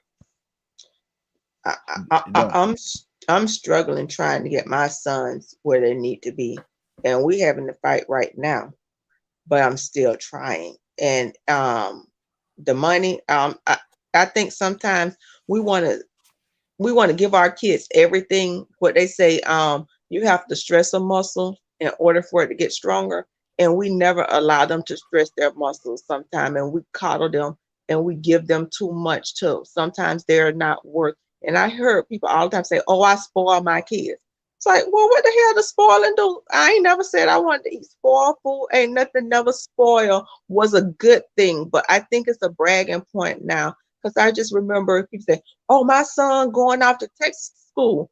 Your son going to a CC, but sometimes we have these things like, "Oh, if I," and we have different levels of spoiling and coddling, and we've got to the point where it's become a bragging point sometimes in some areas to say I was able to spoil my kid. My kid had no adversity. I did this, this, and that because they think it's a good look for them. But what you did was handicap them. And it will be one of my greatest disappointments to leave kids behind that are not able to fend for themselves. And I think, I don't know whether it's ego or what, or people who want their kids to actually be dependent upon them because it gives them a purpose. But that seemed to be one of the things. Oh, I gave my kids this, I gave my kids that, I spoil them. And it's not a good thing. It's not a good thing. We need to allow them to have adversity and to build some things and to learn to handle a little of life's stresses and stuff so they can be productive. Nothing spoiled and mushy is good. You know what I'm saying? And like I said, I'm just putting this out here for food for thought. Y'all know I had to depress and y'all. I know y'all like BMT. So you did come back. Listen, y'all. I had to go talk to a few people. Came to talk to me to let me just kill off a few things. But I definitely could tell y'all right now that you know a lot of stuff we need to work on. There's a lot of work um, that we need to probably sit down and reassess, and that also comes with you know the accountability piece. I mean, some of y'all probably might not need to reassess y'all life or your livelihood or your talking points. You know what I'm saying? But other than that, I'm gonna see you guys later. I'm saying me and Koja are going to go off and go grab some ice cream and put the kids to bed. Thank But you. I'm waiting for my husband to come home tonight, so I'm gonna get off of here with you. But I'm so glad you came back. I know you was going through the other day, but you're here for a purpose. You get to get tired and rest and come back. like I said, and thank you for sending me that stream, y'all. The thing, Koja. I tell y'all, when Koja says she gonna send you something, she really do. She does not waste no time. Like Koja said, if she gonna say, Joe, I'm gonna send you something BMT, she will go find. I said, oh, this thing is real. So I'm just sitting there watching patiently the lot of the stuff that they're saying. I'm not, you know what I'm saying? Mhm. You know what I'm saying? I try to tell you, I don't go in there to disrupt the thing. I go in there to learn to see what they're talking about. So 198,000 just in that one Facebook group of nurses and nursing school. I might have to reach out to them.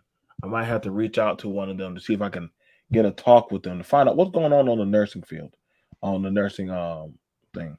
But Well, other let than me. that, I ain't been in there. Let me know. I ain't been in there. I'm hanging out with the farmers. well, let me know. I one day I'll pull at the farmers and talk to the farmers sometime. Like I said, I'm Huh. gonna start bringing different things on here. I think I'm supposed to later on set up for an interview with the owner of a bakery. I'm supposed to be setting up with her. I'm very excited. She makes such interesting sweet treats and stuff. And I definitely like to support her as well as others that are doing stuff. So you guys, we'll see you guys later. What's going on, David? David is a proud father of two beautiful children. You just missed out, brother, on it. You know what I'm saying? This is your time to shine, David. But other than that, we'll see you guys later. Shout out to everybody who came through, Trailer, Koja, Night. Information Man. Shout out to Ken and Emerald. All those who are parents in their rightful place, Lady, Kelly, and everybody. Don't ever let society or anybody tell you or critique you on how we need to be parents. We are the soldiers on the battlefield for the home, not them. So don't ever let somebody tell you how to do your thing. I'll see you guys later. This is BMT. Peace. Y'all have a good day.